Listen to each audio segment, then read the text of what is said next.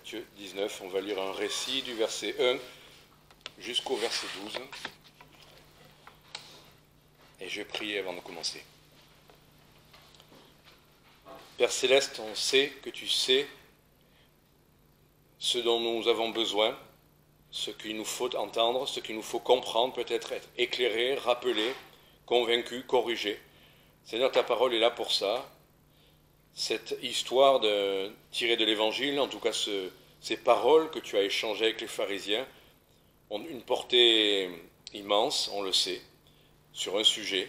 Mais donne-nous aussi d'en retenir d'autres choses que simplement des « il faut » ou « il ne faut pas », mais toute l'expression de ta grâce, de ta bienveillance, aussi de tes exigences. On sait, tu as le droit d'être maître sévère, puisque tu as tout donné pour nous, tu t'es donné, mais tu es patient, tu es aimant, et tu sais nous chercher, nous rejoindre là où nous sommes. Alors Seigneur, bénis ce message, enseigne-nous, corrige-nous, et exhorte-nous à marcher dignement, de ce que tu es et de ta grâce, en Jésus-Christ. Amen. Matthieu 19, verset 1. Quand Jésus eut achevé ses discours, il partit de la Galilée et s'en alla dans les quartiers de la Judée au-delà du Jourdain. Et beaucoup de peuple l'y suivit, et il guérit là leurs malades. Des pharisiens y vinrent aussi pour le tenter, et ils lui dirent « Est-il permis à un homme de répudier sa femme pour quelque sujet que ce soit ?» Et il leur répondit « N'avez-vous pas lu que celui qui créa au commencement fit un homme et une femme, et qu'il dit « À cause de cela, l'homme quittera son père et sa mère et s'attachera à sa femme, et les deux seront une seule chair. Ainsi, ils ne seront plus deux, mais une seule chair. Ce que Dieu a joint, que l'homme ne le sépare donc point. » Et ils dirent, « Pourquoi donc Moïse a-t-il commandé de donner une lettre de divorce à la femme et de la répudier ?» Il leur dit, « C'est à cause de la dureté de votre cœur que Moïse vous a permis de répudier vos femmes. Mais il n'en était pas ainsi au commencement. Mais je vous dis que quiconque répudiera sa femme, si ce n'est pour cause d'adultère, et en épousera une autre, commet un adultère.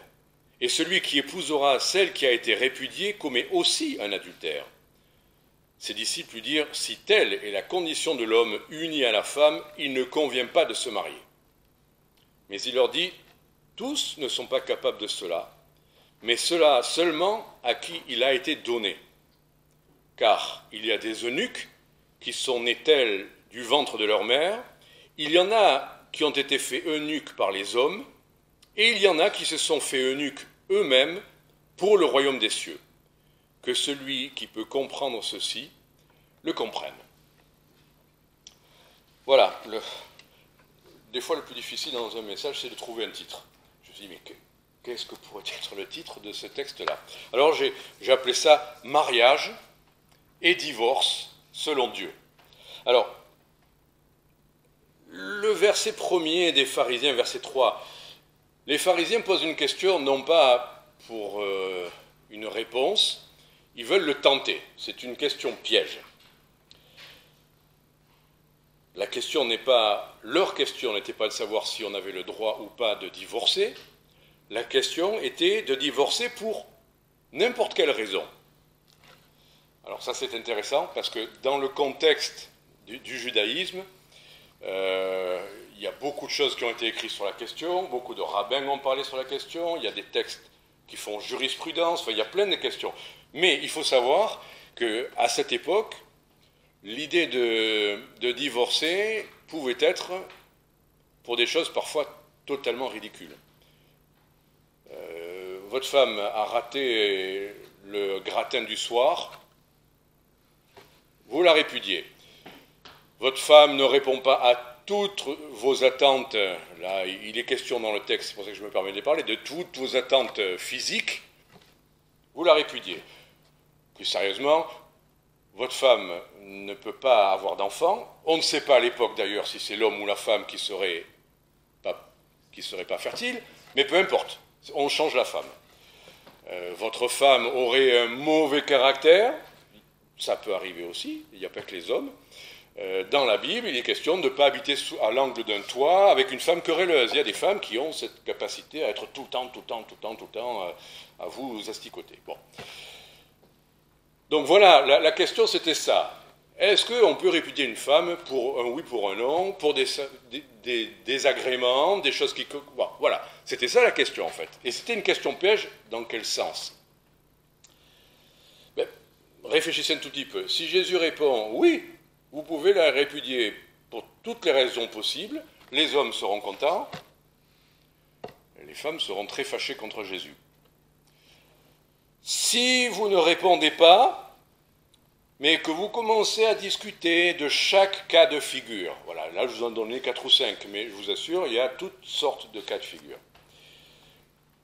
Mais là, vous vous engagez dans des discussions sans fin, des discussions d'argumentation, des discussions de point de vue, des questions de... Oui, vous allez, dans le judaïsme, c'est ce qui se passe, on cite tel rabbin qui a dit ça, mais l'autre va dire oui, mais tel autre rabbin, et c'est ça les discussions talmudiques d'argumenter sur la base de déclarations ou d'enseignements de telle ou telle école ou de tel ou tel rabbin. Et là, ça n'en finit jamais. Comme vous voyez dans le Nouveau Testament, quand il est question de généalogie sans fin. Et on peut effectivement, si on veut faire jurisprudence ou si on veut trancher tous les cas de figure, ça n'en finit jamais, parce qu'il y a toujours des nouveaux cas de figure. Alors on pourrait dire oui, au cas par cas, on verra. Non. Le Seigneur a une autre réponse, et je trouve ça intéressant. Et aussi, une dernière chose sur la question, si vous remarquez, eux ne demandent pas qu'est-ce que Dieu pense de ça ou ça. Qu'est-ce que Dieu attend de nous? Ils disent, voilà, ça reste très horizontal. C'est, voilà, cas de figure, dans le mariage, est-ce qu'il est possible Donc la question, elle reste horizontale. On ne se soucie pas finalement de la question verticale, de la présence, de la volonté de Dieu. Donc ça aussi, c'est un piège. Et beaucoup de gens, d'ailleurs, vous remarquez que dans les discussions, vont finalement pas tellement s'intéresser à ce que Dieu veut vraiment, mais comment on règle tous les problèmes sur Terre. Comment on peut être heureux, ça reste très horizontal. Et nous, à nous, d'essayer, comme le Seigneur le fait, de ne pas tomber dans des questions pièges, de ne pas tomber dans des questions qui n'en finissent jamais, de ne pas argumenter sur la base de nos raisonnements ou de telle ou telle citation, mais de faire comme le Seigneur a fait, et autant que possible, d'élever la discussion. Alors la réponse de Jésus, en l'occurrence, elle nous aide beaucoup, non seulement pour le cas de figure qui est traité là, mariage et divorce, mais même de manière générale, comment lui y répond, ça peut nous aider beaucoup, nous, dans nos discussions avec les gens qui voudraient nous coincer un peu, ou certains qui cherchent, mais d'autres qui ne cherchent pas vraiment, donc pas tomber dans les pièges de discussions qui n'en finissent pas. Donc, ce message, la semaine dernière, je vous ai dit, ce message de la semaine dernière, c'était une exhortation dans laquelle il y avait de l'enseignement. Aujourd'hui, j'en ai parlé un peu avec Mylène, c'est plutôt un message qui devrait être une étude biblique, si on traite de toutes les choses auxquelles ce texte m'a renvoyé. J'ai mis des post-it dans ma Bible, je vous assure. Ce matin, mon travail, c'était plutôt d'enlever les post-it. Il y a une quantité de choses qu'on pourrait traiter à partir de ça, ça vaudrait la peine. Il y a des livres épais comme ça qui parlent du mariage, bien sûr, de comment bien vivre le mariage, et puis d'envisager ou pas le divorce, ça c'est une autre question, mais ça n'en finirait pas. Alors mon gros travail, ça a été de synthétiser, de rester simple, c'est de l'enseignement ce matin, contrairement à la semaine dernière, mais de l'enseignement et j'ai trouvé que ce sujet est très pratique. C'est pas de la théologie... vous voyez, au-dessus de nos têtes, où on va toucher des choses magnifiques, mais c'est très pratique. C'est la question qui nous concerne pour la plupart d'entre nous, le mariage, comment le bien vivre, comment éviter certaines choses. Enfin bon, donc c'est très pratique, ça veut dire qu'on va pouvoir l'appliquer et qu'il y a aussi de l'exhortation dedans. C'est pas que de l'enseignement. Alors, les 3 choses que le Seigneur va faire, vous allez comprendre, là ça fait des titres très théoriques, mais les 3 choses que le Seigneur va faire, c'est d'abord, il va ramener la discussion au fondement. C'est facile, vous le voyez comme moi. Ensuite, il va, après avoir posé le fondement, il va donner un cadre contextuel à la question, au débat. Il va donner des limites, on va voir ça. Et puis, merci Seigneur, comme toujours, il est capable de faire ça, à la fin, il va élever le débat et nous donner une perspective un peu plus élevée que simplement comment ça se passe dans le couple, est-ce qu'on a le droit de se fâcher pour telle et telle raison. Donc voilà. Donc il ramène au fondement, il donne un cadre contextuel et il ouvre une perspective plus élevée. Alors il pose le fondement. Qu'est-ce qui me permet de dire ça? Quand on lui a posé la question, qu'est-ce qu'il répond? Verset 4, « N'avez-vous pas lu ?» Ça suffit. Eux, qui sont des grands connaisseurs, des grandes discussions, il leur dit « N'avez-vous pas lu ?» Bien sûr qu'ils avaient lu. Mais de quoi leur parle-t-il? « N'avez-vous pas lu ?» Quoi? Il ne leur demande pas de citer les philosophes, il ne leur demande pas de... N'avez-vous pas lu les Écritures?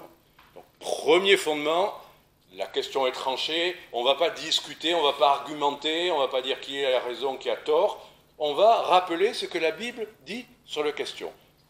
Nous aussi, dans beaucoup de choses, revenons simplement à que dit la Bible. Ta parole est la vérité. Donc, on va s'appuyer sur ce que dit la Bible. Et en l'occurrence, première chose, donc, s'appuyer sur la parole de Dieu.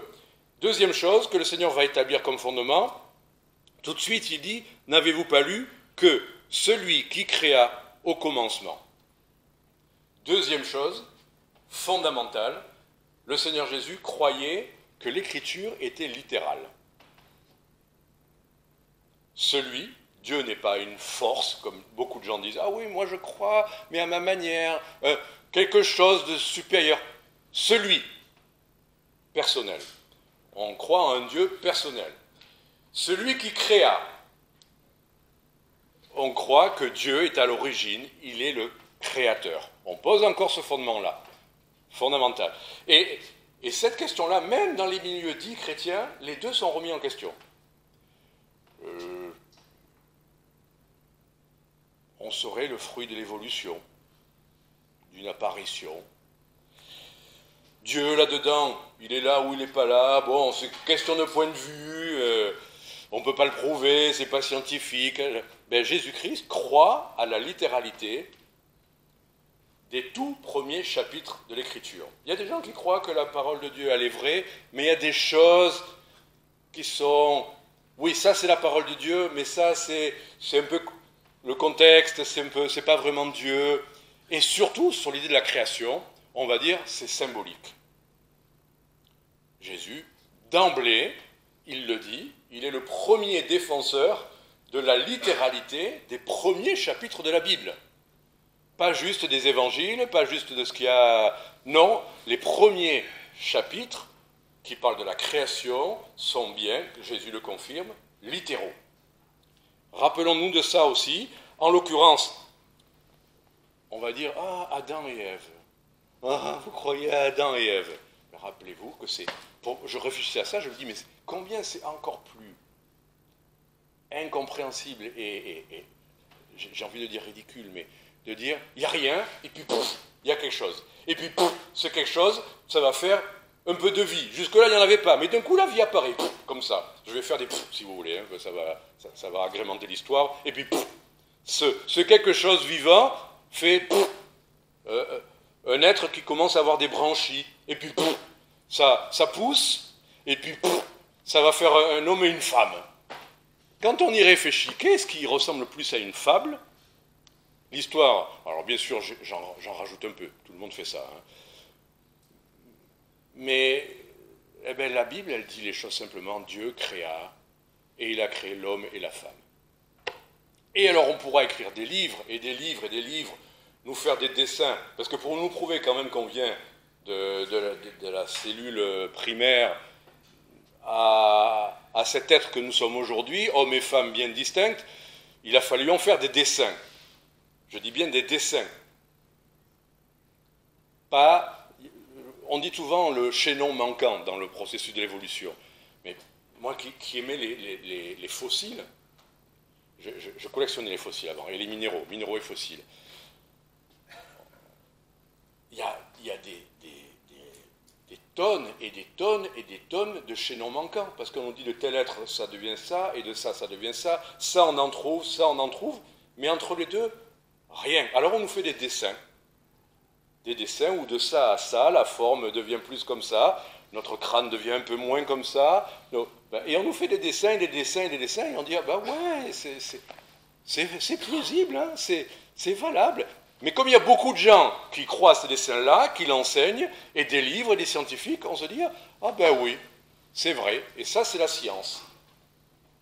Il n'y a pas, moi dans les fossiles, alors on peut dire, oui, mais c'est comme c'était il y a des milliards d'années, ils sont vraiment en foutent très en profondeur, peut-être qu'ils ont fondu avec le magma, et qu'il ne reste que les choses les plus récentes. Mais justement, les fossiles qu'on retrouve, on en retrouve à foison, partout, dans plein d'endroits. Enfin, moi, en France, hein, j'en ai trouvé, des ammonites, des trilobites, tout ce que vous voulez, mais vous ne trouvez rien entre les deux. Pourquoi il y aurait les choses les plus anciennes et les choses les plus récentes auraient disparu? Alors on pourrait imaginer, ouais, mais il y a eu un jour un mouvement, ce qui était dessus est venu en dessous, et ce qui était en dessous est venu dessus. Oui, mais si c'était en dessous, ça aurait dû fondre aussi. Oui, mais non, mais ça a dû se passer très vite, ou je ne sais pas quoi, il y a eu l'ère glaciaire qui a figé les choses. Voilà. Alors, vous voyez, selon comment on présente les choses, on peut rendre ridicule à peu près tous les points de vue. Donc, Adam et Ève, Dieu, un vieux monsieur avec une barbe qui se promène, et puis hop, il fait créer un homme et une femme qui se lèvent. On peut tout rendre ridicule si on a envie. Mais il n'empêche que Jésus-Christ croyait à la littéralité. Dieu créa. Je le crois. Je le crois, et c'est, pour ma part, je trouve ça encore plus plausible et plus sérieux, bien plus plausible que tous les dessins qu'on nous a fait apprendre depuis qu'on est à l'école. Donc, n'avez-vous pas lu, celui qui créa au commencement fit un homme et une femme. Il fit un homme et une femme. Ah! Attention Didier, ne va pas trop vite, ne va pas trop loin. Dieu a fait un homme et une femme. Il n'y a rien entre les deux. Manifestement, les deux êtres sont distincts. Alors on va voir des versets qui montrent peut-être, réfléchissons un peu. Pourquoi pas?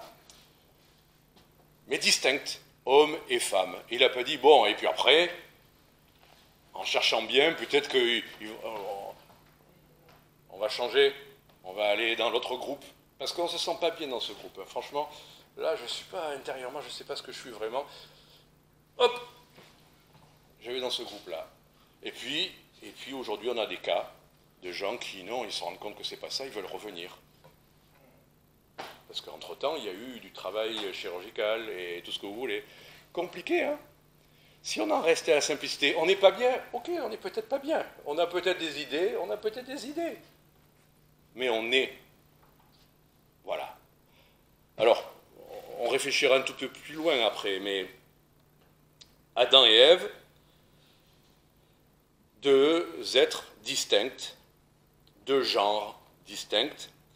Alors, vous voyez, je vais utiliser volontairement.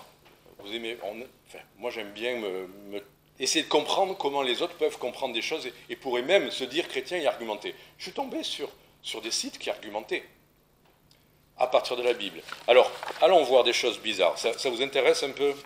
C'est pas grave hein, si c'est un peu bizarre au début. Hein. Mais on va aller dans la Genèse, premier texte. Je vais vous dire des choses qui se disent sur des versets. Genèse chapitre 1. Alors on va lire le verset 27. Quand on veut trouver, même dans la Bible, un verset qui va dans notre sens, vous allez voir comment on peut faire. Genèse 1, 27, donc Jésus se réfère à la Genèse 1, on est d'accord, hein? Il a dit, voilà ce qui est dit, voilà ce qu'il faut croire. Ok. Genèse 1, 27. Et Dieu créa l'homme à son image, il le créa à l'image de Dieu, et il les créa mâle et femelle. Alors, je vais vous faire un peu des glissements sémantiques. Ah, en effet, à l'image de Dieu. Et Dieu a créé un être mâle et femelle. Ben oui, il a écrit, il le créa. Il a créé l'homme à son image, il le crée à l'image de Dieu, et il les crée mâle et femelle. Donc, deux dérapages. Donc, Dieu n'est pas masculin, parce que dans la Bible, il est présenté, on a l'impression qu'il est masculin. Il n'est pas masculin dans le sens sexué comme nous, mais il est toujours présenté en termes masculins. Mais on dit, mais non, Dieu n'est ni masculin ni féminin, il est masculin et féminin. Et il existe des traditions de la Bible maintenant qui font que Dieu est féminisé. Deuxième dérapage. Non seulement Dieu serait masculin-féminin, mais l'homme même. Dieu a créé l'homme à son image, et l'homme est aussi mâle et femelle. Est-ce que, si vous avez lu des choses un peu bizarres, vous n'avez pas lu qu'on est quand même un peu masculin et un peu féminin tous? On a une part de féminité. Non, mais là, je ne parle pas de physique, là. Je parle de personnalité. Et moi, quand je lisais ça à l'époque, j'aimais bien voir une part de féminité en moi.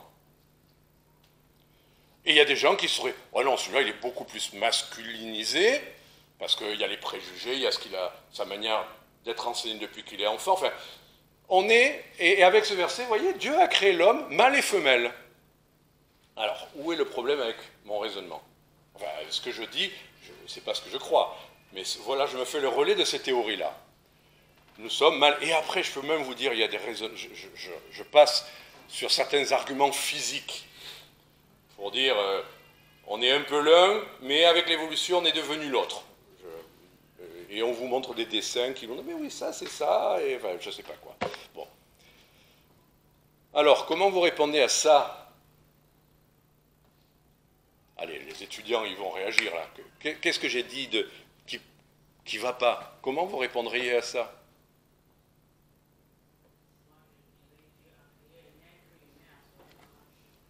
Alors, on pourrait aller chercher dans l'hébreu pour voir que le terme homme, ok, on peut voir ça comme ça, masculin. Mais là, ce n'est pas la question de masculin. Mais alors, vas-y, on est d'accord avec ça. Il dit l'homme, il le, et après il dit les. Merci, Jean-Claude. Exactement, il a créé l'homme, donc la partie humanité. En fait, même techniquement, il a créé l'homme en premier, on le sait, et tiré la femme de l'homme. Donc il a créé l'homme à partir de rien, la femme à partir de l'homme. Mais à la limite, même, c'est pas ça qui est fondamental, c'est tout simplement, il les a créés. C'est ça que ça dit. Donc il ne faut pas faire un glissement d'une affirmation d'une certaine manière et une autre, et de coller les deux en enlevant ce qui ne nous plaît pas. Non, il a créé l'homme à son image, et il les a créés mâles et femelles. On retrouve l'homme et la femme, il les a créés. Ça ne dit pas, il les a créés tous les deux, mâles et femelles. Il les a créés mâles et femelles, un homme et une femme, comme Jésus l'a redit après. On est obligé d'en revenir à des évidences comme ça, mais même le texte le confirme. Il les a créés, mâles et femelles. Il n'a pas créé l'homme masculin, Adam, mâle et femelle. D'accord? Mais à partir de un verset, des gens vont développer, surdévelopper leurs idées, et ils vont dire, même la Bible dit, regardez, Dieu a créé l'homme, mâle et femelle, etc., etc. Donc voilà, c'était un petit détail. Et pour terminer sur cette idée, Genèse, puisqu'on va expliquer quand même ça, la distinction, mais à la fois, reconnaissons qu'on a des points en commun. On n'est pas que des êtres distincts. Dans un sens, on le voit au verset 18, l'Éternel Dieu dit, il n'est pas bon pour que l'homme soit seul, il n'est pas bon que l'homme soit seul, je lui ferai une aide semblable à lui. Donc il y a une part, on est distinct mais semblable. On est de la même espèce. On est de la même patte. On a beau avoir des choses qui nous distinguent, nous sommes l'homme, l'humanité. On est pareil, on est de la même nature. On a des différences, mais on a des points communs. Point commun, regardez, verset 23, c'est encore plus clair.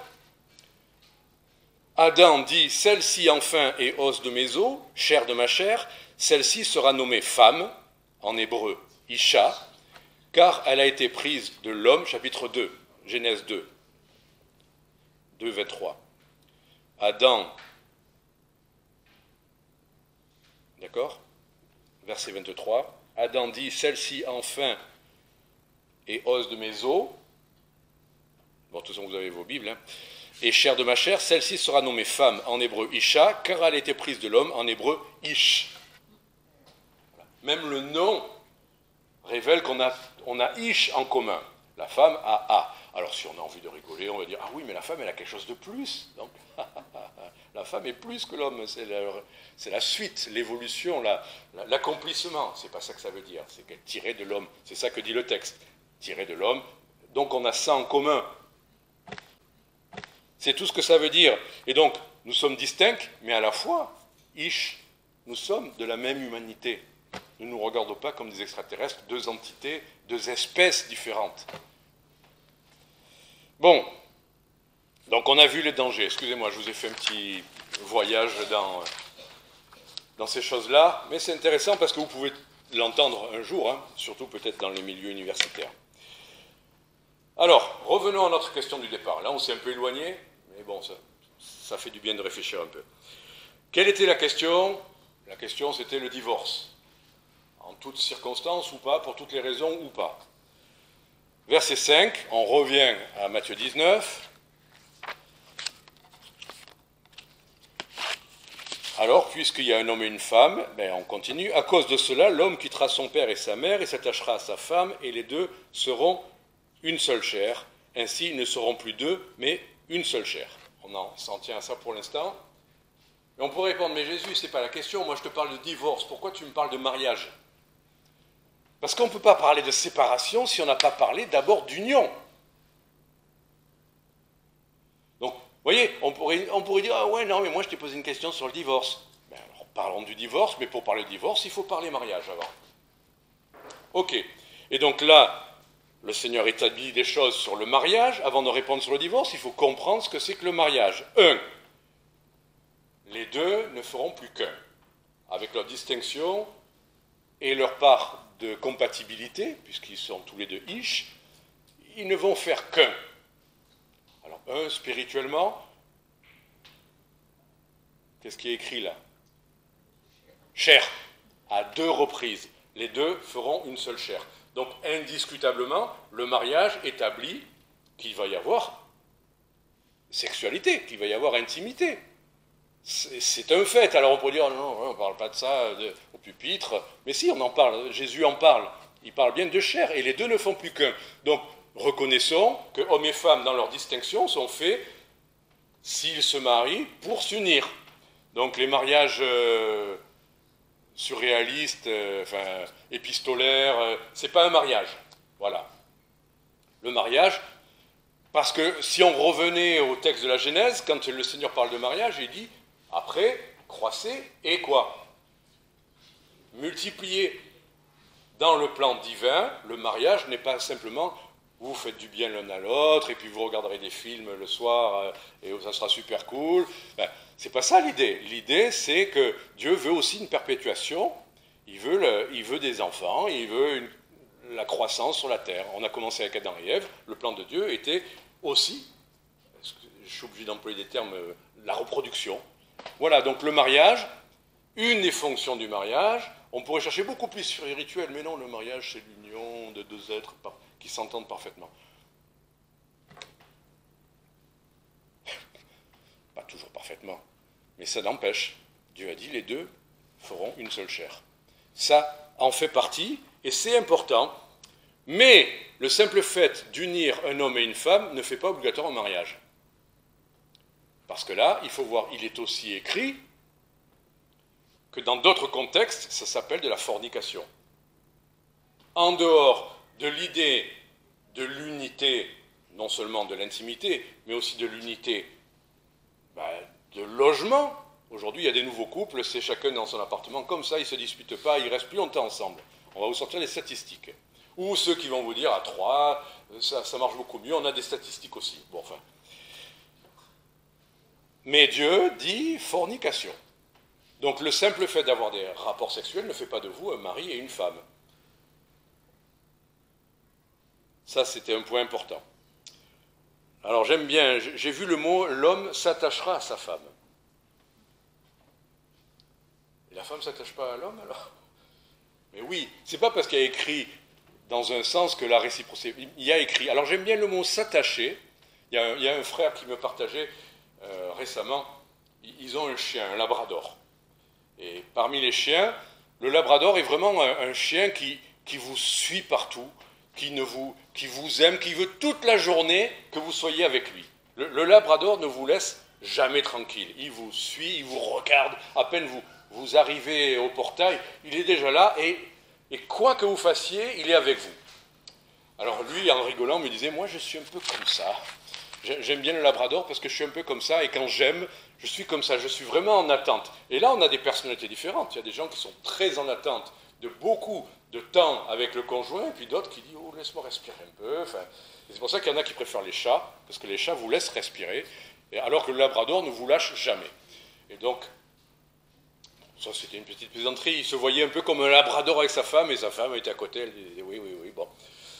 Donc il a un besoin de communication, d'affection, de présence, de temps avec. Voilà, tout simplement.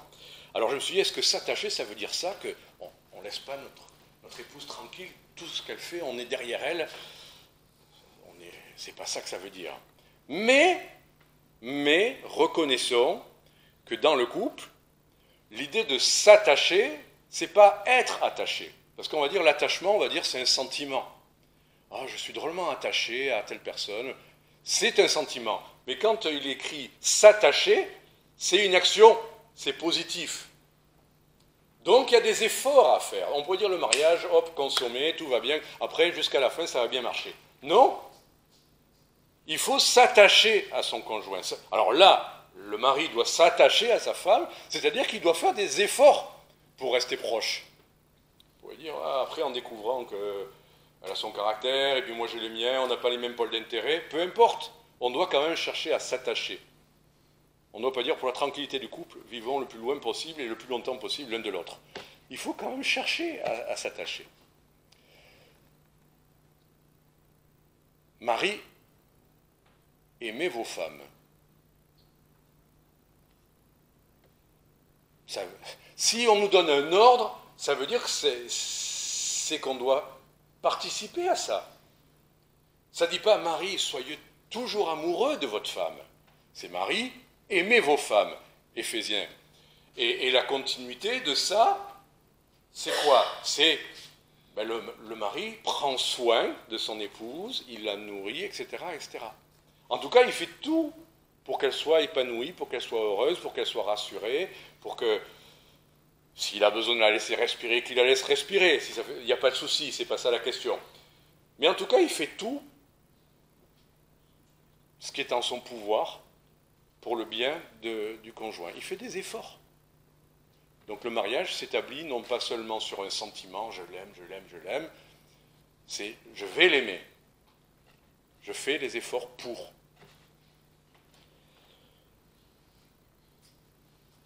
Il faut se séparer, on quitte père et mère. Il y a des fois des familles où il faut arriver à prendre un peu de distance avec respecter ses parents, mais couple, c'est une nouvelle entité. C'est une nouvelle famille, à part entière. On aime toujours nos parents, on rend visite à nos parents, on rend service à nos parents, on manifeste de l'affection, on peut faire plein de choses. Mais le couple est une entité séparée des parents. Quittera père et mère. Il y a l'idée aussi, ensuite, que l'homme, verset 6, ne sépare pas ce que Dieu a joint. Qu'est-ce que ça veut dire, ce que Dieu a joint? Regardez, le mariage, c'est sacré. Donc, si on s'est marié sous le regard sacré de Dieu, c'est Dieu qui nous a mariés. On est mariés par Dieu lui-même. Ce n'est pas un pasteur qui nous marie, on est bien d'accord. Ce n'est pas l'engagement seulement de l'homme, c'est Dieu qui d'un coup vient faire le mariage. Bon, je ne suis pas totalement convaincu de cette vision-là. Je pense que Dieu a uni, c'est pas lui qui nous a réunis, on va dire, oh, Dieu nous a réunis ce jour, enfin, peut-être, mais ce qui est sûr, c'est que c'est la volonté de Dieu que ça se passe ainsi. Et qu'est-ce que Dieu bénit? Qu'est-ce que Dieu unit? Ceux qui font sa volonté. Dans un couple, quand l'un et l'autre font la volonté de Dieu, comme par hasard, on voit Dieu qui bénit ce couple. Dieu bénit, Dieu joint ceux qui sont dans sa volonté. Le mariage est voulu de Dieu, et si on le fait autrement que ce que Dieu veut, bien sûr que ce n'est pas Dieu qui va joindre, bénir ce mariage. Mais si on fait selon sa volonté, Dieu, bien sûr, joint. Parce que c'est comme ça que Dieu l'a voulu. Alors on va vous dire, oui, mais regardez, les divorces, le taux de divorce, même chez les chrétiens, c'est pareil. Où est le problème? D'un coup, Dieu n'aurait plus joint ces couples-là? Ou alors tous ceux qui divorcent sont des méchants, insupportables, et il ne faut plus les voir dans les églises? Qu'est-ce qu'on fait? Je pense qu'on ne fait pas ce qu'il faut pour entretenir le mariage, quand on en arrive là. Et que c'est ce que Jésus a répondu, et on termine avec cette idée. La conclusion du Seigneur, c'est que l'homme ne le sépare donc point. Ça, c'est la volonté de Dieu. C'est indiscutable. Voilà. Si on a voulu faire la volonté de Dieu, si on s'est marié, si on n'est pas dans la fornication, que l'homme ne sépare pas. On doit faire tout ce qui est en notre pouvoir pour rester ensemble, malgré les gratins brûlés et autre chose aussi grave. Je plaisante là, parce que là je vois qu'il y en a qui disent « Oh, moi j'ai raté un gratin, c'est ça qu'il veut dire ». Malgré toutes les difficultés, et l'apôtre Paul le reconnaît, il dit « Ah, je voudrais vous éviter des tribulations ». Il parlait du mariage. Non, tout n'est pas résolu, les problèmes avec le mariage. D'autres problèmes se posent. Mais il n'empêche que c'est la volonté de Dieu. Il n'empêche que Dieu a voulu le mariage entre croyants. C'est quelque chose que Dieu bénit. Et si les hommes n'arrivent pas à le vivre, c'est qu'ils ne le vivent pas de la bonne manière. Mais ça, c'est une autre affaire. Bon, alors la question est tranchée par rapport à la question du début. Est-ce qu'on peut divorcer pour toutes sortes de raisons? Il dit non, aucune. Il dit que l'homme ne sépare pas ce que Dieu a uni. Alors là, les pharisiens réfléchissent, oui, mais. Alors ça, c'est le oui, mais. Là, j'ai fait très long pour le premier point. Je vais être plus court maintenant. Je sais que les jeunes doivent partir après. Verset 7. Ils lui dirent, pourquoi donc? Alors j'entends même le alors. Pourquoi donc Moïse a-t-il commandé de donner une lettre de divorce à la femme et de la répudier? Tout à l'heure, la question, c'était pour tous les cas de figure. Là, la question maintenant, ça devient, pourquoi Moïse a commandé de répudier? Et qu'est-ce que Jésus répond à ça? D'abord, il répond, c'est à cause de la dureté de votre cœur que Moïse vous a, j'aime bien, permis. Eux, ils disent commandé, et Jésus répond permis. Entre un ordre positif et une autorisation exceptionnelle, déjà, il y a un monde de différence. D'accord? Première chose. Deuxième chose, on est dans le contexte de la loi mosaïque. Et qu'est-ce que Jésus rappelle par rapport à la loi? Verset 8. C'est à cause de la dureté de votre cœur que Moïse vous a permis de répudier vos femmes. Il n'en était pas ainsi au commencement. À quoi sert la loi? Dans le judaïsme, la loi, c'est parfait. Si on fait la loi, on plaît à Dieu, tout est bien. À quoi sert la loi dans le plan de Dieu? Elle sert à gérer un problème, le péché. Il n'en était pas ainsi au commencement. Au commencement, il n'y avait pas toutes ces difficultés. Le divorce n'était même pas envisagé. Ce n'était même pas une question. Mais maintenant que l'homme est pécheur, maintenant que l'homme a un cœur dur, maintenant que la femme est pécheresse et a un cœur dur, maintenant que le monde est tout entier imprégné du mal, de la corruption, qu'est-ce qu'on fait? Alors Dieu dit, allez, on s'en débarrasse. Mais non, il donne la loi pour tenter de quand même permettre à son peuple de vivre de manière convenable. Pas parfaite, convenable.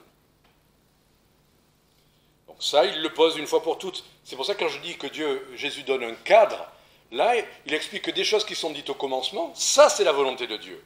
Et oui, mais après quand Moïse dit ça, alors il a commandé. Non, il n'a pas commandé déjà, il a permis. Et deux, ça c'est à cause du péché. Et là, en l'occurrence, il envoie une belle pique aux pharisiens, qui se croyaient justes. Il dit, c'est à cause de la dureté de votre cœur. Première contre-attaque du Seigneur. Il renvoie la balle dans leur camp. Vous voulez savoir si vous avez le droit de divorcer pour toutes les raisons? Cette question ne se pose qu'à cause de la dureté de votre cœur. Il y aurait moyen de faire autrement. Moïse n'aurait pas autorisé si vous aviez un cœur tendre, si vous aviez eu un cœur aimant, si vous aviez été humble, si vous n'aviez pas été des êtres remplis d'orgueil et de suffisance et d'égoïsme. Moïse a préféré... Le Seigneur, à travers la loi qu'il a donnée à Moïse, vous a donné une soupape pour arriver quand même à vivre sur cette terre, pas à vous entretuer jour après jour. Mais ça n'est qu'une autre permission pour pas que ça soit pire. Parce qu'il y en a qui disent, ouais mais c'est pire, si on ne peut pas divorcer, il y en a un qui va finir par étrangler l'autre, et puis il y en a des toxiques qui vont vous dévorer. Enfin, on vous raconte toutes sortes d'histoires vraies, de couples qui restent ensemble, mais qui se rongent l'un l'autre. Et Jésus dit, c'est à cause de la dureté de votre cœur. Voilà, il leur répond, une fois pour toutes, ça n'est pas, verset 9, ça n'est pas la volonté de Dieu. Je vous dis que quiconque, et là le Seigneur va même encore plus loin, il va commencer à les inquiéter, il dit, moi je vous dis que quiconque répudie sa femme, si ce n'est pour cause d'adultère, on épousera une autre comme un adultère. Adultère. Si vous faites autrement que ce que le Seigneur a dit, vous commettez adultère. Là, ce n'était pas qu'une question théorique. Là, ça commence à faire trembler les pharisiens quand même. Pourquoi? Parce que le mot adultère, il est dans les commandements. On n'est plus dans les discussions. On est littéralement dans les commandements. Exode, chapitre 20, verset 14, « Tu ne commettras pas d'adultère. » Et là, ils savent. S'ils s'engagent sur un terrain qui risque de les faire tomber dans l'adultère, là, pour le coup, le feu descend du ciel, ils le savent. Alors là, pour le coup, Jésus met un cadre. Si vous, c'est pas question de point de vue, c'est pas question de oui, c'est mieux, ou c'est adultère. C'est radical. Et là, il n'y a rien entre fidélité et adultère. Il n'y a rien. S'il y a eu trahison, s'il y a eu commerce avec une autre personne que son conjoint, c'est un adultère, un point, c'est tout. Et là, c'est radical, et ça déplaît à Dieu, et on ne discute pas, et la colère de Dieu peut tomber sur la personne. Elle le sait. Oui, il m'a prévenu, il doit partir parce qu'il a un rendez-vous. Bon, ça va, tu es d'accord avec ce qui a été dit jusque-là? D'accord, c'est bien.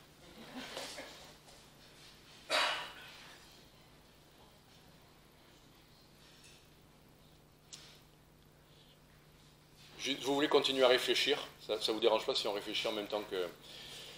Alors, je me suis dit, bon, ce verset, si ce n'est pour cause d'adultère, il semblerait qu'il y ait un cas de figure où Dieu autorise. Il dit non, c'est vraiment pas sa volonté, mais sauf en cas d'adultère.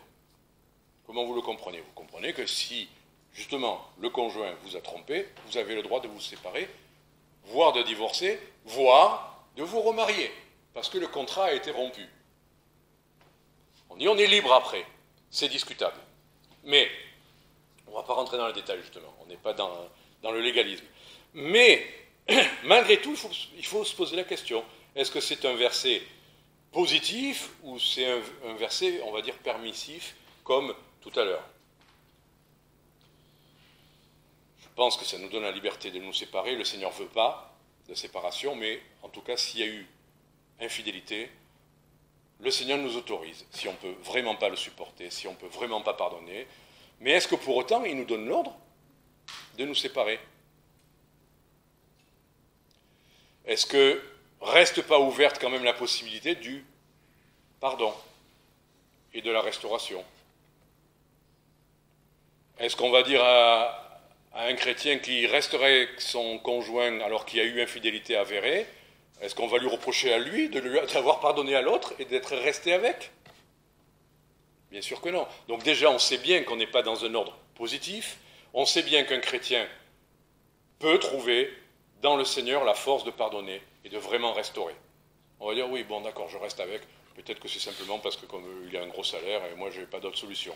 Mais c'est pas ça l'idée. Non, c'est vraiment restaurer. Puisque le Seigneur nous parle de son pardon à lui, et que derrière son pardon en lui, il y a une vraie restauration, nous on va dire, pardon, ok, on reste ensemble, ok, mais alors, chacun dans sa chambre, et puis, je serai toujours là de te sortir, tu te rappelles ce que tu as fait, alors m'en demande pas trop. Est-ce que c'est vraiment pardonner, ça? Alors, je sais qu'il y a la brûlure de la trahison, de l'infidélité, mais on devrait quand même tendre essayer à ce que, si on a choisi le pardon, aller au bout du pardon. C'est difficile, c'est douloureux, ça demande beaucoup d'efforts, beaucoup de grâce, beaucoup d'aide du Seigneur, mais ce n'est pas impossible. Et le Seigneur peut le permettre si on choisit de le faire. Après, il y a aussi le « mais je vous dis que ». Attention, je crois que ce que je vous ai dit jusque-là, c'est radical, c'est tranché. Mais je voulais quand même relever ce verset 9 qui commence par « mais je vous dis que ». Est-ce que ça vous rappelle d'autres passages, ce « mais je vous dis que ». Je vous en montre juste un. Matthieu, donc Évangile de Matthieu, chapitre 5, versets 27 à 32.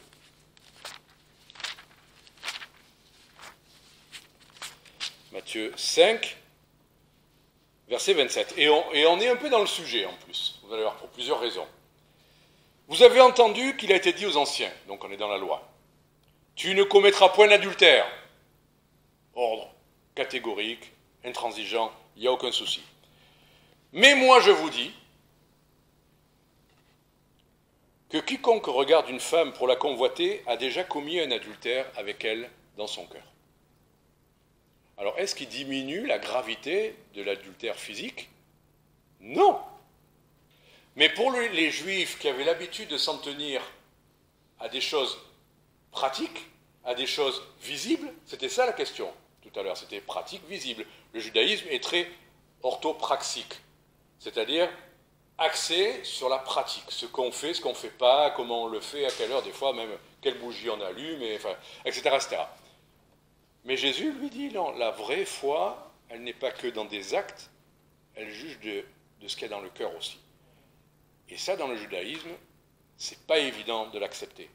Et même, j'ai eu ces discussions avec des musulmans, en prenant ce verset-là, ils disent, les païens, ils font ci, les machins, et tout ça. Je dis, oui, c'est vrai, c'est un grave péché, le monde est corrompu, les païens vivent n'importe comment, etc. C'est vrai. Mais Jésus a même dit, mais même si dans ton cœur tu as convoité, tu commets adultère.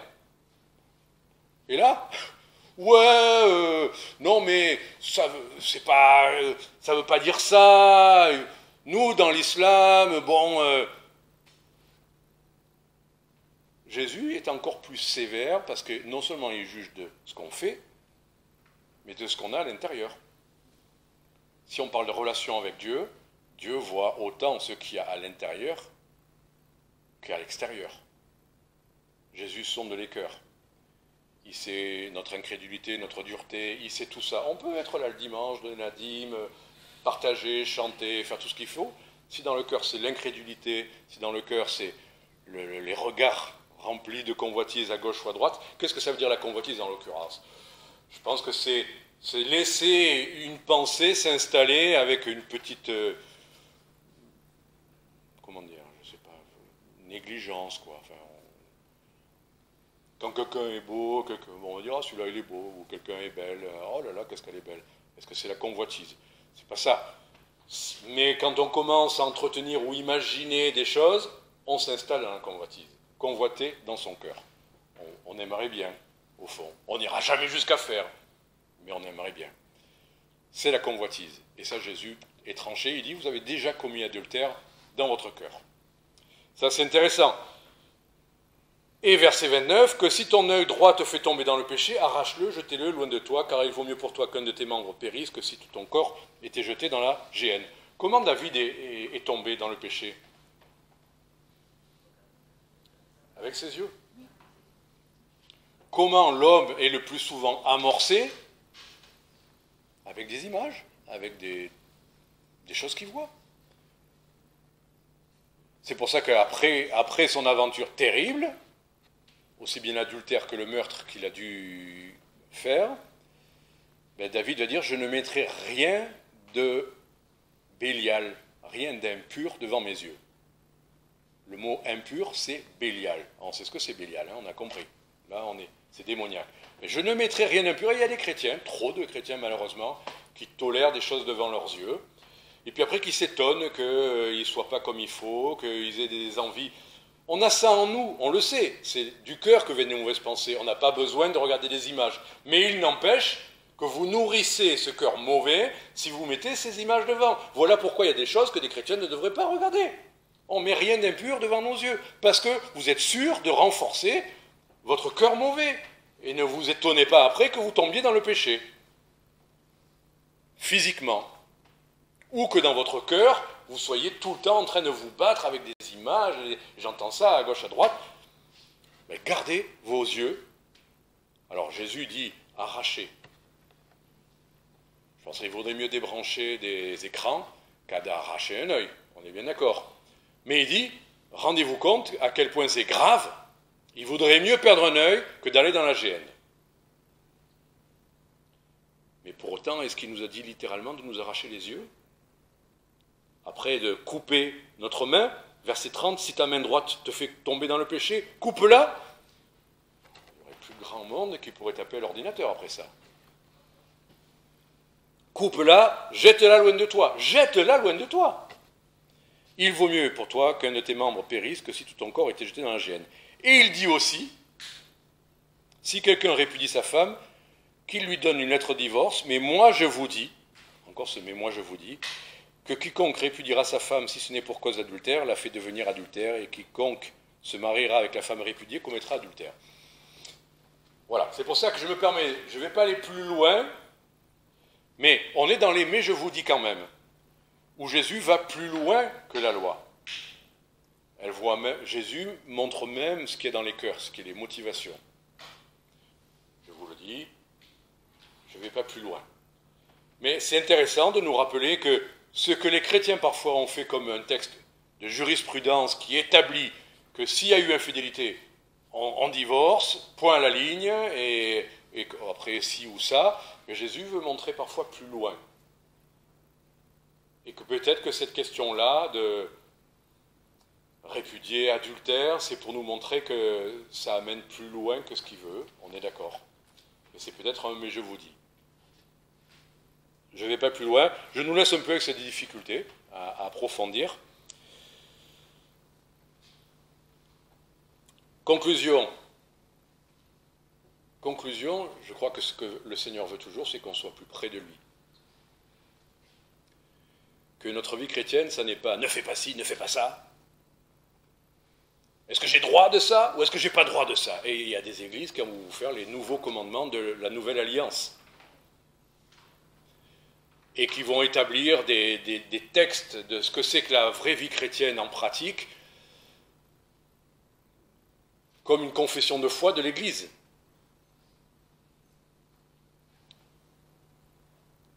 Oui, le Seigneur veut notre sanctification, c'est qu'on s'abstienne de certaines choses. Mais qu'est-ce qu'on fait après, quand quelqu'un est tombé? Qu'est-ce qu'on fait? Est-ce qu'on pardonne? Le Seigneur veut notre sanctification, veut qu'on aime, veut qu'on pardonne, veut qu'on... Ça, c'est sa volonté.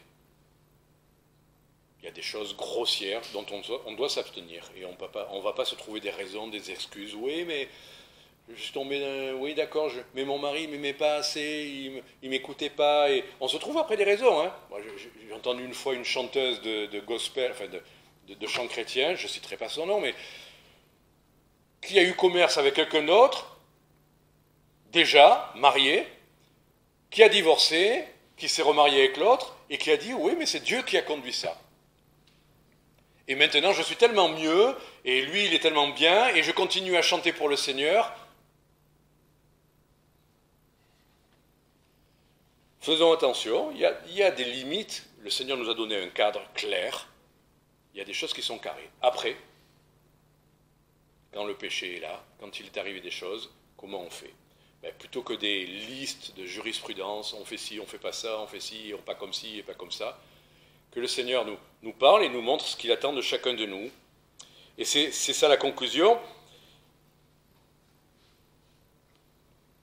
Les disciples, eux, ils disent, ouais, alors, si on ne peut pas divorcer pour tout ce qu'on veut, en gros c'est ça. S'il n'y a que le cas de l'adultère qui nous permet de nous débarrasser de notre femme, alors autant ne pas se marier.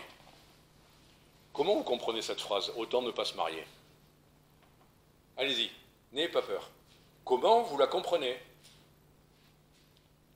Allez, osez. Hein? Alors, librement, qu'est-ce que tu entends par là? Libre... bon, ça c'est... Enfin, je vois ce que tu veux dire. Avoir la fornication. Oui, ça c'est clair. Ne pas se marier, et puis, bon, les prostituées dans les temples, où on va trouver une petite manigance pour s'en tirer. C'est peut-être ce qui nous vient à l'esprit. Est-ce que c'était ça qui était dans la pensée des disciples? Ouais, alors, on ne va pas s'engager comme ça.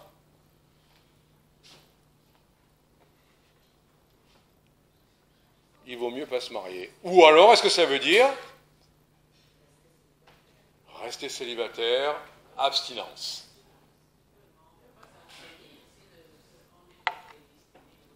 Alors, ne donne pas de réponse. D'abord, c'est pas prédestiné, c'est avoir un don. Mais, effectivement,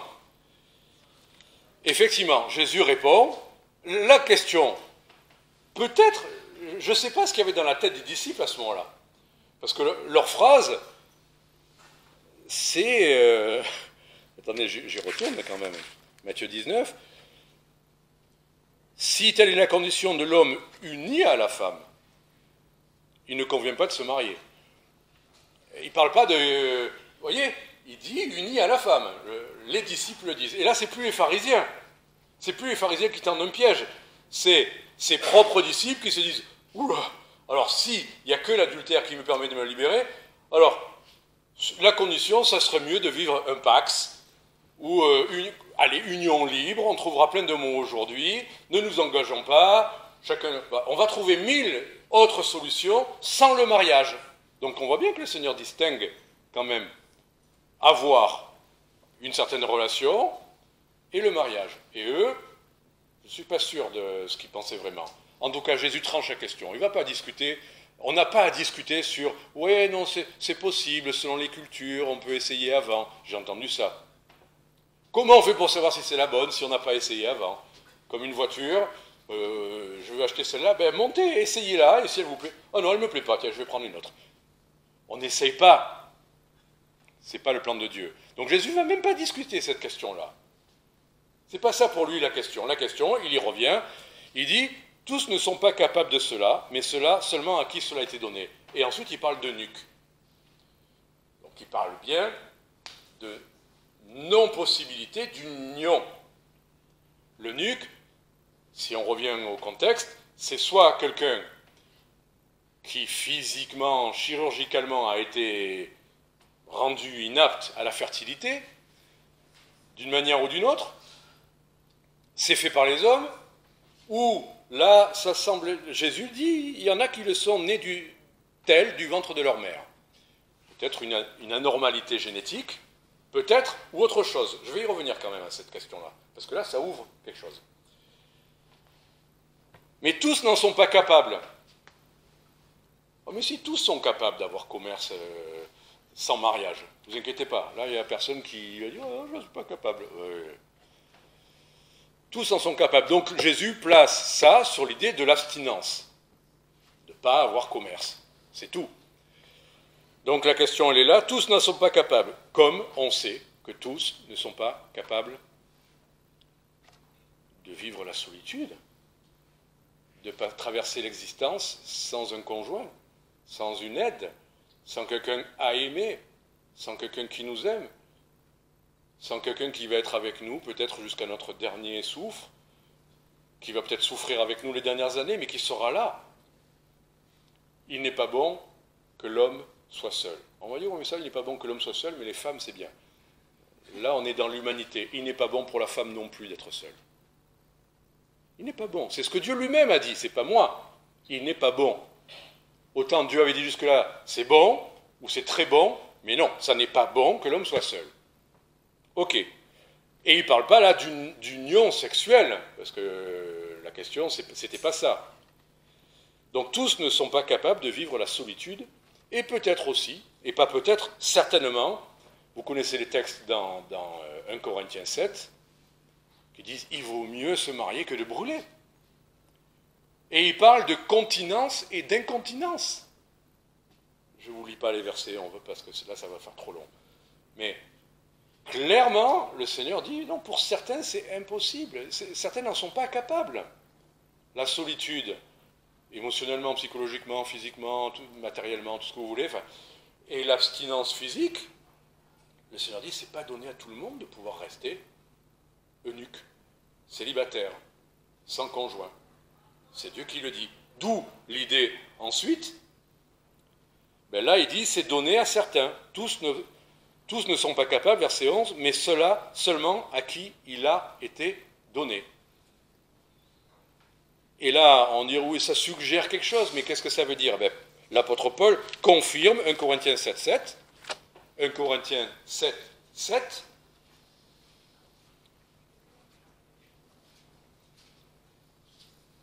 On a tous reçu des dons différents. On va dire le don de prêcher, le don de ci. Oui, mais il y a aussi ce don-là. Je voudrais que tous les hommes fussent comme moi. L'apôtre Paul semble dire qu'il vit comme un célibataire.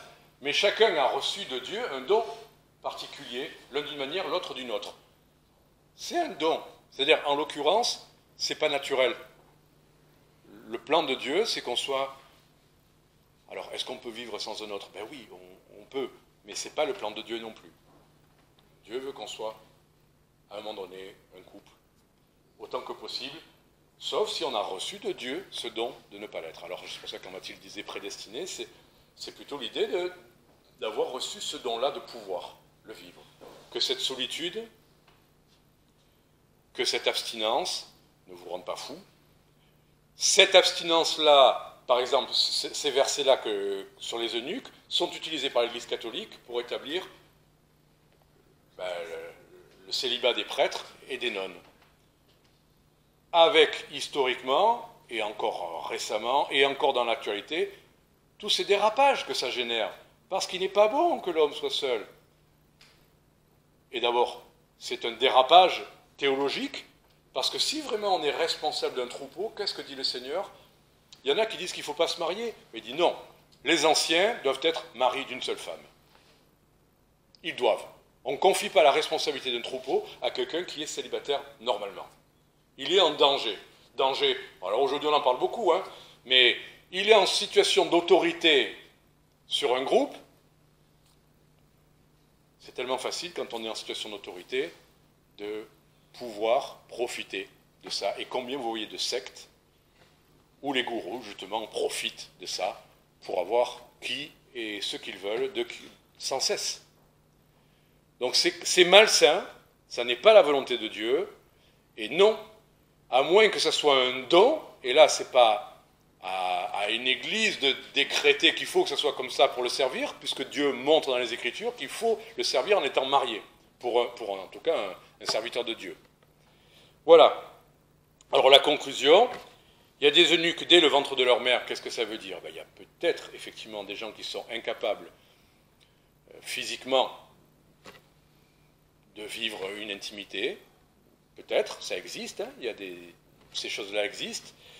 Ok, c'est peut-être aussi l'idée d'être destiné, le psaume 139 qui dit « Dès le ventre de la mère, tous mes jours m'étaient destinés, Dieu savait tous les jours, oui, peut-être qu'on est destiné, Dieu sait qui doit et va rester célibataire, et il ne va pas être condamnable pour ça, Dieu sait tout ça, mais quoi qu'il en soit, ça peut exister. » Détail, et c'est la conclusion, intéressant. Les eunuques, on en a plusieurs dans la Bible, non? Il y a un eunuque qui s'est converti, l'eunuque éthiopien. Qu'est-ce que c'est un eunuque, historiquement? Alors, soit c'est un châtiment, quand un peuple envahit un pays, on empêche les autres après d'avoir... Voilà. Donc c'est un châtiment. Ou, à l'inverse, les positions élevées auprès de certains rois ne sont tenus que par des eunuques. Alors on va dire, oui, les eunuques, c'est ceux qui tiennent le harem. Ça existe, parce que là, on veut être tranquille pour que les femmes n'aient pas de commerce avec leurs gardiens. Mais l'eunuque éthiopien, il était trésorier de la reine d'Éthiopie. Et ça, c'est souvent ce qu'on retrouve, et là on a des textes historiques qui le montrent, que les eunuques acceptent de devenir eunuques, mais qu'en contrepartie, ils ont une position dans le royaume très élevée, mais pas simplement une position, mais une responsabilité. Pourquoi? il faut qu'un Premier ministre soit eunuque pour le roi. Quel est l'intérêt? Il n'est pas un danger parce qu'il est homme, capable d'avoir une femme. Pourquoi? Quel est l'avantage? 1 Corinthiens 7, 32, c'est ce que reprend comme idée l'apôtre Paul. Wow, là j'ai fait 1 heure. 1 Corinthiens 7, 32. Je voudrais que vous fussiez sans inquiétude. Celui qui n'est pas marié s'occupe des choses du Seigneur pour plaire au Seigneur. Voilà. C'est juste une question d'être focus, d'être seulement consacré à la charge qu'ils ont reçue. Il n'aura pas de source d'inquiétude. Il n'y aura pas d'autre chose. Il ne va pas dire au roi, non mais ce soir je ne peux pas terminer ton dossier, roi, j'ai ma femme qui m'attend, ou j'ai mes enfants qui ont des problèmes à l'école, il faut que j'aille voir le directeur, ou non, je ne peux pas partir, tu veux m'envoyer là-bas, mais non, il faut que je reste à la maison quand même. Enfin, il n'y a pas de discussion. L'eunuque, il est tout seul, il n'y a rien d'autre qui le préoccupe. Roi, tu me demandes ça, j'y vais. Tu veux que je fasse ça, je le fais. Je dois passer la nuit dessus, pas de souci. Sans inquiétude, il peut s'occuper des choses du Seigneur. Et voilà pourquoi Jésus, quand il veut élever le débat, finalement, il dit qu'il y en a qui se sont rendus eux-mêmes eunuques pour le royaume de Dieu. Il n'est pas bon pour l'homme d'être seul. Mais quand on rentre dans la nouvelle alliance, Dieu peut nous rendre capables de quelque chose. Peut-être que Dieu nous le demande, peut-être que Dieu nous a donné le don, on ne peut pas le savoir si on n'a pas essayé un don. Je ne vous encourage pas à envisager le célibat. Si vous pouvez vous marier, c'est la volonté de Dieu, il n'y a aucun souci avec ça. Mais pour le royaume de Dieu, si le Seigneur vous montrait et vous donnait effectivement cette capacité, je connais des personnes comme ça, je ne sais pas si elles vont rester célibataires jusqu'au bout, mais il n'empêche que leurs premières belles années de vie, jusqu'à 30, 40 ans, c'est célibataire et elles servent le Seigneur, ces personnes. Donc si le Seigneur vous le demande, vous le montre, là on vient de lire, on peut se rendre soi-même eunuque, on peut l'accepter. Si, il faut que ça soit accepté, ça ne peut pas être forcé, d'accord? Et il faut aussi que ça soit un don. Terminons par la prière. Seigneur, être célibataire, eunuque dans ton royaume, ça n'est pas un privilège, ça n'est pas, je ne sais pas comment dire, ça n'est pas